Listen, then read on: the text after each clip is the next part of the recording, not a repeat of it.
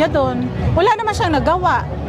Sasabihin niya ba na, ang almost 6 trillion budget of 2024, 80% nagastos na, pero ewan saan, naglaho na, wala namang nagawa si Marcos. So anong sasabihin niya?